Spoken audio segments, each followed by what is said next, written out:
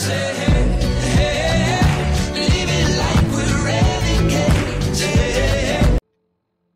Hey everyone, it's Zabu here, bringing you all another Fallout 4 video. For this episode, I will be exploring the Federal Surveillance Center K-21B. As you may have noticed from this video, and perhaps from my previous couple of videos, I have a new intro. So I would like to thank my cousin for making me the intro. I absolutely love it. So he also does have his own YouTube channel where he discusses some daily life issues, and they prove to be fairly entertaining. They're pretty funny.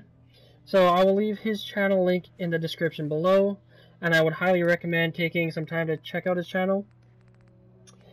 And again, I will leave the song title in the description below as well.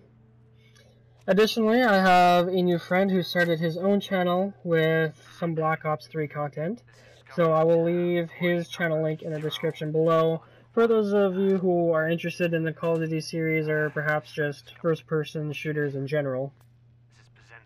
So getting back to the video here, as I mentioned at the beginning, I am at the Federal Surveillance Center, K-21B.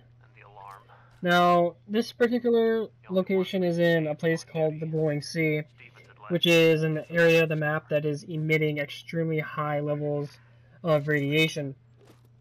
So, exploring this area would be pretty difficult to nearly impossible, I'd say, if you don't take proper precautions prior to exploring the area. So I'll first of all mention that the Glowing Sea takes up the entire southwest corner of the map, and there are some locations that exist beyond the borders of the Pip-Boy map. So the Pip-Boy map may trick some players into thinking that they can't explore beyond the border, but there are actually several locations that can be found if you go beyond the borders.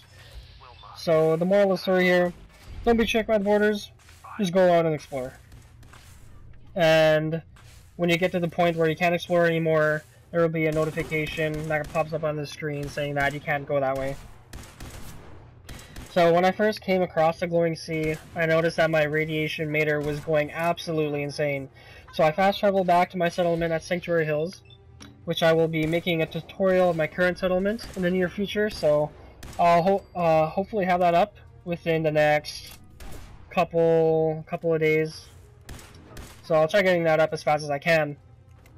So I fast traveled back to Sanctuary Hills, and I grabbed my hazmat suit that I looted from the Cambridge Polymer Labs, which is the location that I explored in my last video.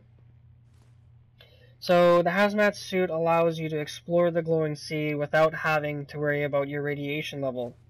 So with the suit on, your radiation meter will read that you are gaining less than 1 radiation per second, I believe. So, in other words, like, through my experience with my hazmat suit on and me walking around the Glowing Sea, even though my radiation meter says that I'm gaining some radiation, even though it is a very little amount, I do not see my radiation meter increasing at all. So I don't know if you're gaining none at all or you're gaining such a little amount that you can barely see it moving. I'm not sure, but I don't think you gain any even though your radiation meter says so. So I'm just going to give some information about the Glowing Sea here. As Bethesda stated prior to the release of Fallout 4, there will be some areas on the map that contain higher level enemies for when players achieve higher character levels. So I'm assuming that the Glowing Sea is one of those places, if not maybe the only place like this. So continuing on here with the Glowing Sea, there are a number of different enemies that you will encounter in the Glowing Sea. So you can come across enemies such as ghouls, rat scorpions, deathclaws, different types of insects like bloatflies and blood bugs. So just enemies like that. So ghouls, as many of us already know, are humans who have been exposed to vast amounts of radiation to the point that they have become mutated. So it makes perfect sense for us to see them here in the Glowing Sea. And you will come across a variety of types of ghouls. So you'll come across some glowing ones you'll come across some of like the fat glowing ones. I'm not sure what they're called. So you come across those guys, maybe just some regular ones, some roamers. So rat scorpions as well, you'll come across a large variety of them as well. Rat scorpion hunters, glowing rat scorpions. And as I recall from Fallout 3, which I literally played that game over at least 4 times, I was so obsessed with the game. Rat scorpions were enemies that you could encounter in basically any area of the map. So I remember particularly one time when I was walking from Tenpenny Tower to Megaton, I came across a giant rat scorpion, and it totally just whooped my ass because I was a really low level. So I guess it's different in Fallout 4 in the sense that rat scorpions only appear in highly irradiated areas, I'm guessing, because I have not seen them anywhere else on the map as of yet. And Deathclaws also, you come across Deathclaws, you'll come across, again, a variety of them. I've only seen 2 types. I've seen just a normal Deathclaw, and then I've also ran into a few Alpha Deathclaws, which are a little bit tougher to kill. But once you kill the rat scorpions and the Deathclaws, I would say it's pretty worthwhile to go and loot their bodies, because the meat that they drop is very valuable.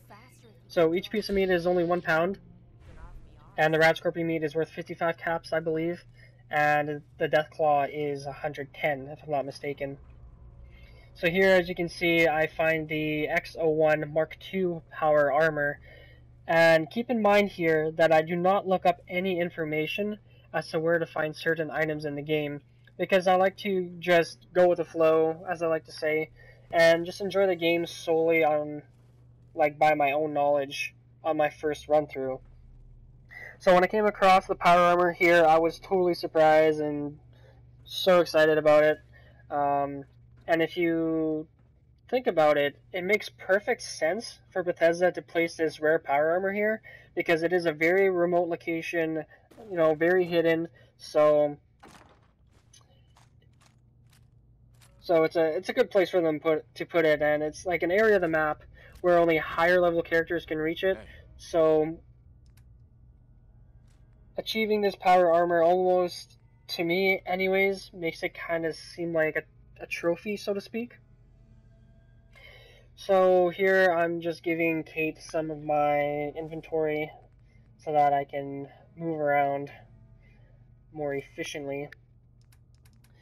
So I'm basically just going to give her all my junk here, and then I will continue on with finishing looting this facility.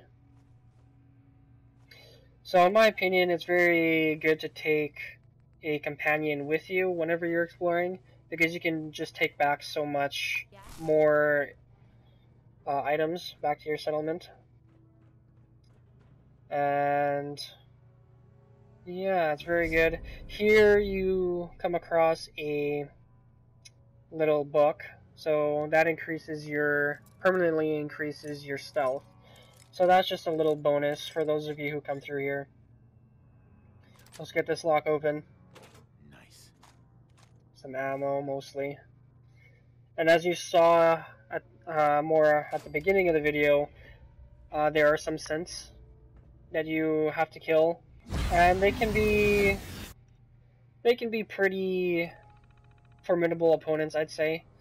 But they do drop some good weapons, the Institute pistols, or rifles, and they can be dismantled for some good materials, or you can sell them for a decent amount of caps. So they're pretty good enemies to kill and to loot afterwards, I'd say. So here I thought I was deactivating everything, but in a second here, as you'll see, when I leave the terminal, I actually activated the protectrons. So I hear the doors opening, and I'm like, okay, so I'll just take these guys down quickly. But they actually do a crazy amount of damage. So I gotta pop a step back here before I get killed. And I take my plasma rifle out, and as you can see, it just does work on these guys. and I do have, I believe, the max damage on my plasma rifle, if I'm not mistaken. So here I'm just going to call the elevator down so that when I'm ready to leave I can just go up right away. So just kind of a tip, I guess I would say, or a recommendation I would give, is when you come to the glowing sea, I would have a combat rifle, or a combat shotgun rather, because I brought mine here, and I have the combat shotgun where it does 50% bonus limb damage. So let's say like a Deathclaw is coming towards me, and I'll start shooting them and stagger them because I'm crippling their limbs, and they don't even have a chance to come near me because by the time they even come close, they're already dead. So I would say that the combat shotgun is a very good weapon of choice when you're coming to the glowing sea. So here I'm just going to head up and make sure that there's nothing else to this facility that I have to explore.